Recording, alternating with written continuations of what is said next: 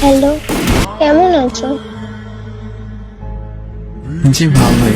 কে? ঠিক চিনতে পারলাম না তো।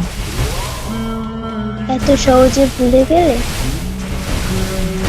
ও আচ্ছা, না যার সাথে আমি 2.5 বছর কাটালাম তাকে এত সহজে ভুলে যাবো কিভাবে? তুমি এখনো কি আমাকে ভালোবাসো? দেখো, আমি পুরনো সব স্মৃতি ভুলে থাকার চেষ্টা করছি, কিন্তু পারিনি।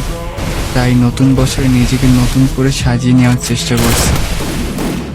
একটা কথা বলবো? তুমি কি আমার কথা রাখতে পারবে? কি কথা বলেন, রাখার চেষ্টা করবো। আচ্ছা, তোমার এই নতুন বছরে পথ চলার সাথে কি আমাকে নিতে পারবে?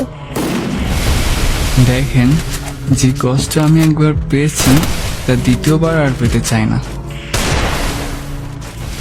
প্লিজ, আমাকে একটা সুযোগ দাও জিসান।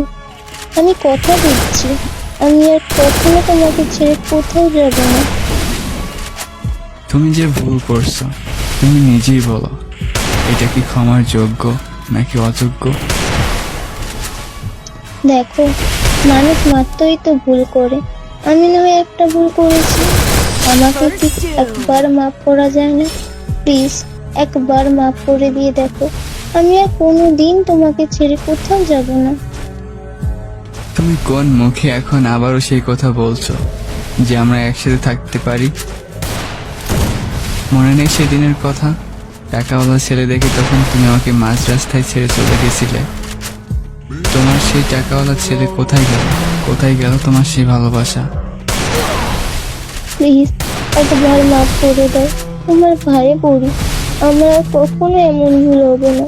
প্লিজ, আমাকে একবার মাফ করে দাও। দেখো, কান্না করে তো কোনো লাভ নেই।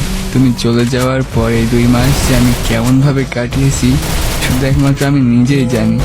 আর আমার চোখের পানিতে আমার বালিশ ভিজেছে, আর রক্তে ভিজেছে আমার মন। এই ছেলেটা আমার সাথে অনেক নোংরামি কাজ করার চেষ্টা করেছিল, কিন্তু আমি করিনি। টাকার পিছনে ছুটেছি, তাই আজ আমাকেও ছেড়ে চলে গেছে। তুমি যদি এখন আমাকে ছেড়ে চলে যাও, আমি সত্যি এবার মরে যাব। দেখেন, আমি এখন পাথর সময়, এইসব নাটক আমার সামনে করে আর কোনো লাভ হবে না। এরপর থেকে আর আমাকে কখনো SMS করবেন না। প্লিজ জিসান, আমাকে ছেড়ে যেও না। আমি সত্যি মরে যাব। আমাকে ছেড়ে যেও না, শেষবারের মতো মাফ করে দাও। দুঃখিত, মাফ করবেন। সো গাইস, এর পরবর্তী পার্টটা খুবই ইন্টারেস্টিং, যেটা আমাদের এই পেজে, আমাদের জিসান XX পেজ এবং আমাদের ইউটিউব চ্যানেলেও আপলোড করা হবে। আমাদের ইউটিউব চ্যানেলটাকে বেশি সবাই